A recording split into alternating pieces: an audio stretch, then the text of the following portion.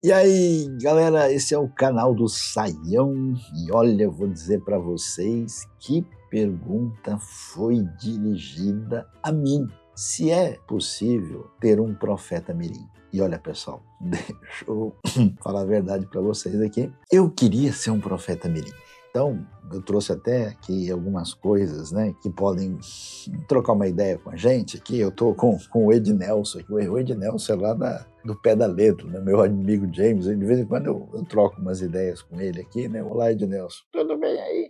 Ele está aqui para, né, ajudar a gente a fazer teologia. E se você tiver alguma dúvida, não conseguir aí conversar com o Ed Nelson, quem sabe eu vou botar ele aqui junto com o meu amigo Orlando. O Orlando aqui é o Orlando Tango, tá? Ele mandou um abraço para vocês. E aí, Orlando, beleza aí? Beleza. Ele está aqui com a gente. E vamos ver, né?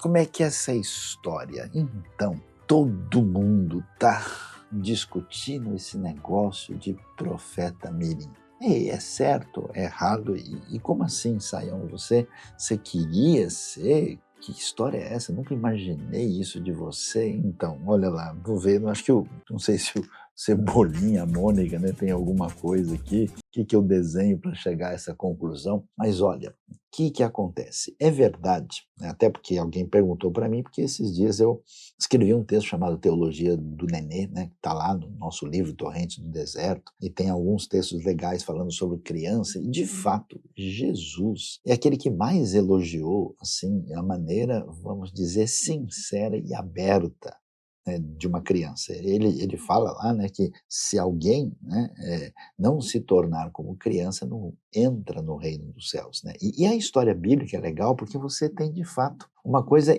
eu diria assim, para lá de impensável no mundo antigo, que é o protagonismo de diversas crianças, né? Então a gente vê, por exemplo, Deus dando uma atenção especial a Moisés quando ele era nenê, né? E também ao profeta Samuel, quando ele nasce, né? E não só isso, o próprio Salvador chega ao mundo, não de uma maneira assim, talvez extraordinária, com um exército ou com poder, ele chega na manjedoura de Belém. E essa coisa da criança é muito forte, né? E o profeta Samuel, por exemplo, foi chamado por Deus para servi-lo ainda criança, né? E a gente vai ver a história da menina que foi levada lá pelo exército de Naamã, né? E que deu um testemunho extraordinário com todo o seu sofrimento e com a sua dor. A gente vê Davi, né? Que desde pequeno lá cuidando das ovelhas lá no campo, né? Trabalhado por Deus para fazer diferença. O menino, lembra do menino que estava lá com os seus 5 pães e 2 peixes, conforme o relato de João capítulo 6, e foi canal de bênção? Então, assim, eu não tenho nenhuma dúvida que crianças abençoadas por Deus podem fazer diferença na história da fé, como tem feito. E eu acho isso extraordinário. Eu já vi na minha vida crianças, assim, gente muito nova, pré-adolescente, assim, fazendo coisas extraordinárias. Bom, eu sei que, claro, a maioria de vocês me conhece, e eu nunca, assim, pensei, ou quis, ou tive qualquer ideia de ser, como a gente pode dizer, religioso, tem um valor importante. Aliás, desde novo eu achava até um negócio ruim, né? Eu até cheguei a brigar com algumas pessoas falando que eu não estou nem aí para esse negócio de religião. Mas o que acontece? Eu tinha 12 anos de idade, né? Eu nasci em São Paulo e eu vivi a minha vida aqui. Eu tive uma série de dificuldades familiares na minha caminhada. E aí, quando eu tinha 10 para 11 anos de idade, eu tive uma crise acentuada. Eu achava que nem valeria a pena continuar vivendo, né? Até pensava mesmo se não valeria a pena, né, tornar breve a minha existência, a minha vida. E aí, uma vez eu estava assim nesse sufoco, eu olhei para o céu, achei o céu tão bonito, né? E eu falei: Deus, será que o Senhor existe mesmo? Se o Senhor existir, faz alguma coisa que eu não sei se a vida vale a pena. E aí eu fui convidado por um parente, um primo meu, né? O Franklin Sayão, que se tornou médico e estava ali, resolveu morar no interior do Tocantins, né? A gente foi para lá, ele foi para lá numa época em que, digamos, a situação era bem pouco, vamos dizer, invadida pela tecnologia, pelas coisas mais assim presentes nas grandes cidades, né? E toca eu lá com 12 anos de idade, você nem imagina, a viagem foi terrível. Eu tinha que ir de carro, de Fusca, de São Paulo até Miracema do Norte. Eu não cheguei nem em Campinas, eu vomitei tudo que eu tinha direito, que eu não tinha, porque eu fiquei enjoado na viagem. Mas no fim, com muita luta, a gente chegou, saindo de São Paulo, chegando a Goiânia, parando depois de Goiânia, subindo a Belém, Brasília, até chegar a Miracema do Tocantins. Eu olhei para aquele mundo, para aquele ambiente, escutando um monte de sapo e rã de noite, falando que tinha perigo, talvez, de cobra em algum lugar, e outras coisas mais, vendo aquele grande rio Tocantins, e até que em junho de 1975, eu ainda muito novo, eu inadvertidamente comecei, né, a cantar alguns cânticos de fé que falavam da salvação em Jesus, e ali, naquele momento, eu não sei o que aconteceu, né? Literalmente, como se eu tivesse visto a minha vida como um todo, todas as minhas pisadas de bola, as coisas que eu fiz, e eu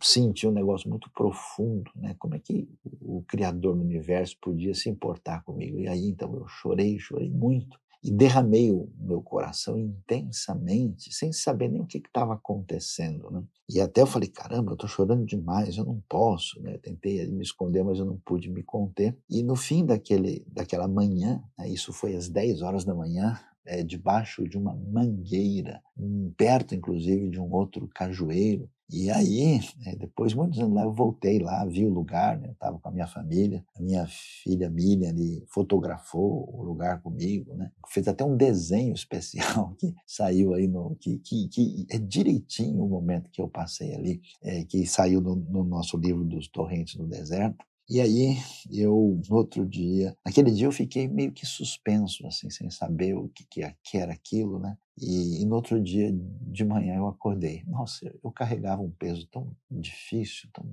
tanta dor no coração, eu não entendia o que era aquilo. E quando eu acordei de manhã no dia seguinte, aquilo tinha, né, soltado, sabe, como se tivesse caído uma mochila gigantesca das minhas costas. E aí eu olhei para o mundo à minha volta, eu achei o mundo tão lindo, eu achei a coisa mais espetacular do mundo, ver uma formiga andando no muro, né? Eu olhei uma folha, eu achava a folha bonita demais por causa das ranhuras, né? E eu fiquei admirando, né, a natureza, o mundo, literalmente, pessoal, eu fiquei bobo. Não sei se eu sarei, acho que ainda tá, muita coisa ainda ficou naquele tempo. O que aconteceu? Aí foi que eu, num certo sentido, eu queria ser um profeta mirim, que eu era até pequeno, né, pela minha idade, e eu então queria falar para todo mundo, rapaz, olha, eu conheci esse negócio de fé e de Jesus, e comecei a ler, a estudar a Bíblia, e eu falava com pessoas adultas, mas eu não falava assim, sabe aquele negócio de você querer chegar para as pessoas e falar, você estava fazendo errado, Deus vai pegar você, não. Eu falava mesmo um negócio que vinha do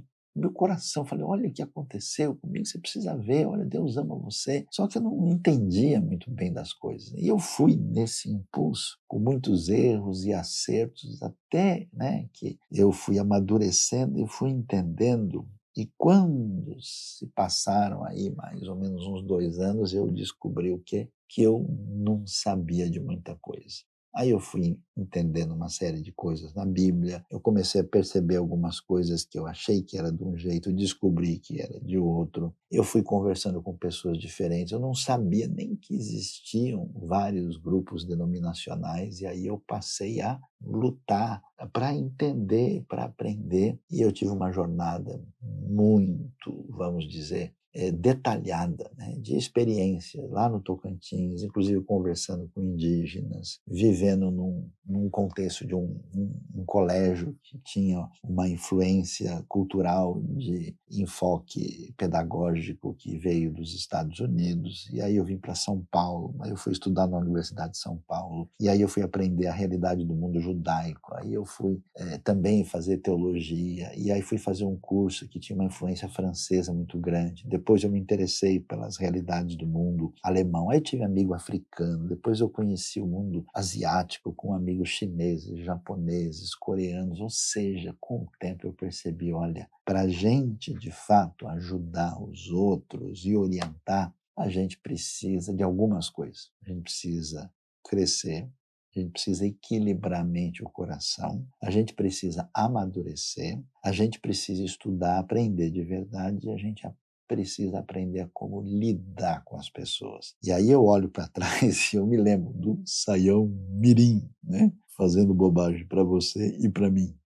Eu me lembro do Saião adolescente, eu me lembro do Saião jovem, me lembro do Saião com muito boa vontade e disposição e com tanta vontade de acertar, mas fazendo coisas que depois eu olhei e falei, puxa, esse negócio não era bem assim. Então o que a gente diz? Será que é bom ter um profeta mirim? Olha, é bom ter crianças abençoadas, é bom ter gente de todo tipo que de alguma maneira acaba sendo abençoado de modo especial por alguma coisa de Deus na sua vida. Mas atenção, essas pessoas não estão em condição, numa idade tão, vamos dizer, inicial, de assumirem responsabilidades que vão além da sua maturidade. Então, preste atenção.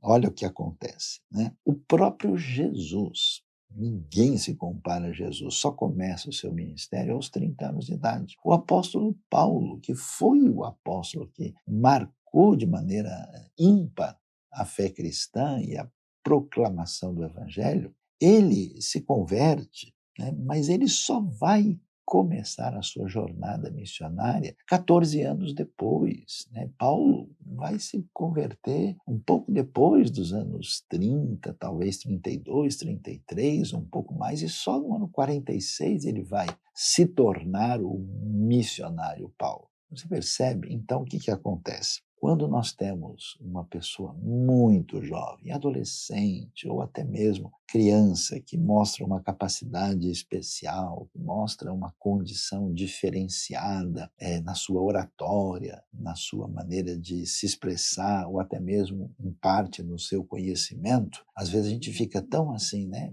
movido por isso, que essa pessoa pode ser colocada numa posição além da sua possibilidade real. E aí, quando você olha no Novo Testamento, ou mesmo na história bíblica como um todo, você não tem esse tipo de proposta apresentada lá, né? As pessoas que iriam falar, pregar, anunciar, né, e que falavam em nome de Deus, eram pessoas que estavam numa condição de assumir essa responsabilidade. Por isso, não é sensato, né, dar o púlpito, o microfone, a posição de alguém que está nesse processo de maturidade e formação, para que essa pessoa, vamos dizer, pelo elemento inusitado, eles venham a tomar uma postura, um lugar que não fará bem para eles, né?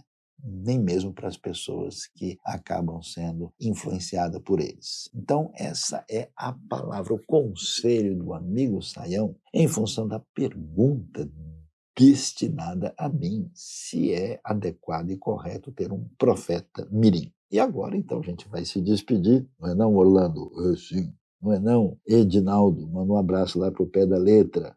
Sim. Nós vamos nos despedindo aqui, dizendo para você aquilo que é o nosso conselho final. Nunca deixe de ser criança com o seu coração cheio de sinceridade, porque nós não podemos crescer em maturidade, né, e nem no caminho da plena verdade se a gente perder essa coisa tão preciosa que envolve transparência, ingenuidade e a sinceridade que se encontra no coração infantil. Um abraço do amigo Saião, ou do menino Saião, que foi atingido pela graça de Deus naquele dia de junho de 1975, debaixo daquela mangueira.